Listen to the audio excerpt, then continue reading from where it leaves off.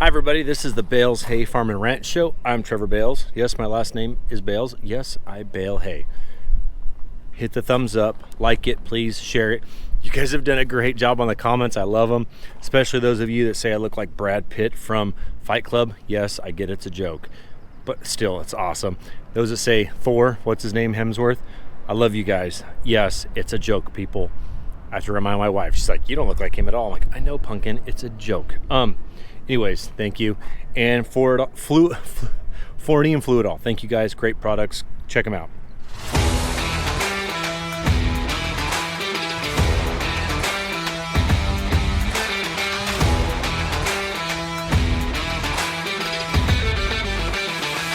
We're making hay.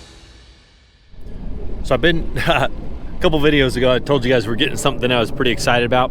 I've been watching for one of these for two reasons. One, when our windrows are small, I can add them together. Two, on the a couple videos ago when we were chopping all that feed and everyone noticed how much feed was falling out. A buddy of mine gave me this idea. He does the same thing and I want to do it. So they're these small mergers. They're not big, they're not super wide. It can handle one windrow and throw it over. Yeah, this one can't do two. So what he does, it's got a belt that picks the hay up. This belt right here picks the hay up off the ground. This belt comes towards me and throws it out the side. What he did is put the pumps on two separate electrical switches. So when the choppers are going, he has a guy run around and just picks up all the extra hay that fell off. And then when it gets full or they get to the end of the field, then he turns the side chute off and he spits it out in one spot. Then the chopper comes back a second time and re-chops it and throws it into the truck. So he personally says on a 100-acre field, the cleanup, they get about one full truckload of hay. And so every 100 acres, you're cleaning. One, you're cleaning your field up. Two, you're making sure you get all that hay. And there were a lot of comments in the last one about just money lost and the efficiency. Like, that's a very specific reason we were using that mouse. Yes, a lot of hay falls out the sides, but you got to remember we're running machines, and there's two aspects: one, the machine; two, the human error. We're talking about two different drivers and two different pieces of equipment. They're trying to read each other's minds. They're not in constant contact. He has a radio that the driver can tell him to do stuff, but he can't hear him all the time. He physically has to reach up and grab that radio. So sometimes things just happen, and we understand that. This isn't a factory where everything's perfect. But I just want to show you this. We haven't actually ran it yet. I'm just at the dealership, M&S, right now. I wanted to come see it. It's used, it's older, but I plan on only using it maybe once, maybe twice a year. It's pretty cheap, $12,000 or something like that. I don't know. I don't think I have any equipment that's less than $12,000 on the farm. So yeah, it's a lot of money.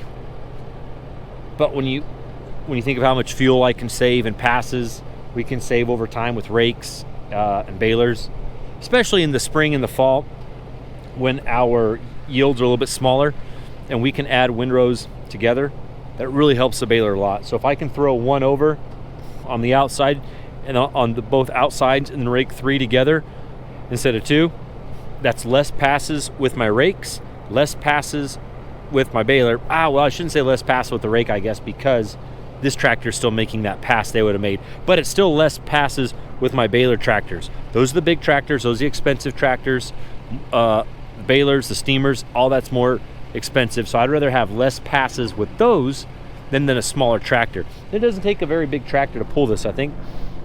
It's not even PTO driven. For some reason I assumed it was PTO. So a little 60 horse, 80 horse tractor will pull this just fine. Yeah, it's kind of big, but it's light. There's not a whole lot to it. So anyways, I just wish we'd have had it see how dry these are if they're dry rotted out. Not bad.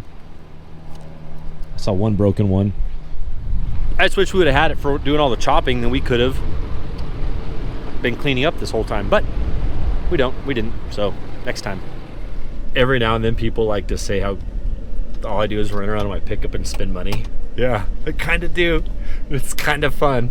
They have something else used here that I'm kind of interested. I saw it when I pulled in. It's a used ripper clodbuster, but it's not a deep ripper like the one we use. It's a David Koenig, which if any of you guys know him personally, just say, hey, Bales just showed your stuff, you should sponsor him with some super cool equipment.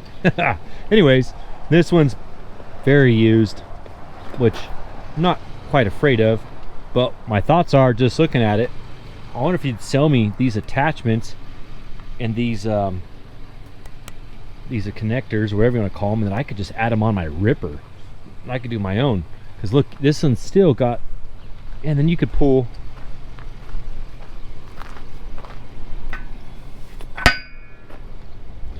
the ring roller right behind it. Man, that's pretty sweet. I wonder who had this.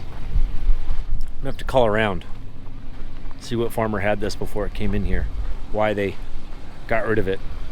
There's got to be a reason. Yeah, I could, oh, this one had some problems, but yeah, I could just weld those on. Huh. Well, something to think about. Well, stacks are looking good. There's still a hole in the floor. Oh, your hand works that shaft really well. Cool. Okay. Blue's getting her oil changed. We've got to go to Camp Verde tomorrow. I'll be taking the squeeze. You guys remember when I went and looked at squeezes? Here comes Chad in the squeeze that he bought. Oh man, this guy, everything is always clean. I don't know how he does it. Oh man, look at this thing. Whoo!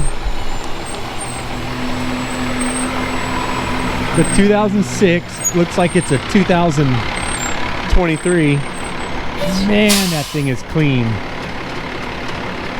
He's got the clear clamp.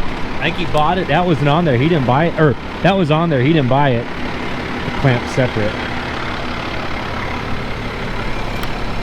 Look at, he won't open the door. Look at this guy. All right, so now at this moment, oh, it's on, borrowing my cousin's grader. I got to do a little work at on the rental property. Man, I would love to own one of these. Where do we start this bad boy? There it is. Oh, wow. Air conditioning, my man. Right up. Oh, I forgot this has air.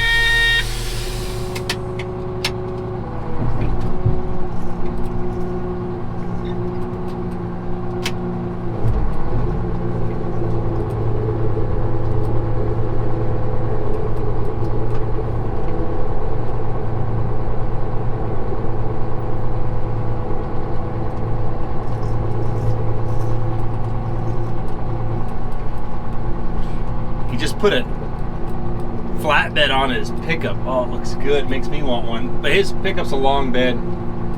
Mine is a short bed. So we put in a drain down at the bottom of this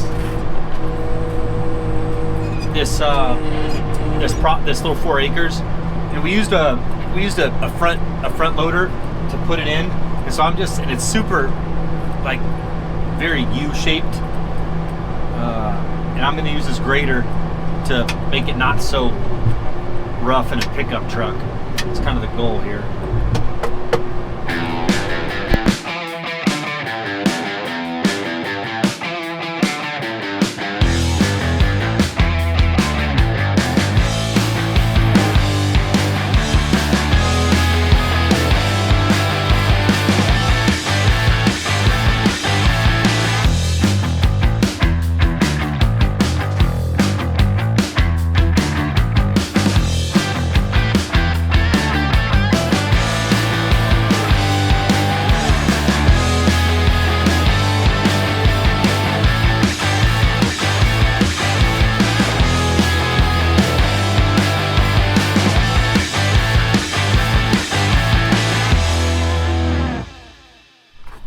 should have done a before and after on the sweet drain I made.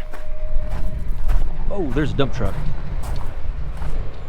That's weird. That was open, which means someone was in my toolbox. I didn't leave that open. Huh.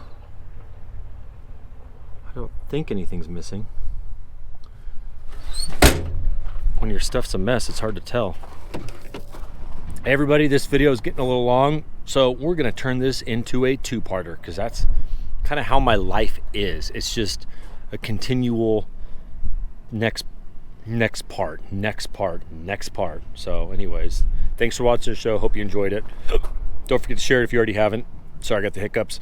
And then like it. See you later.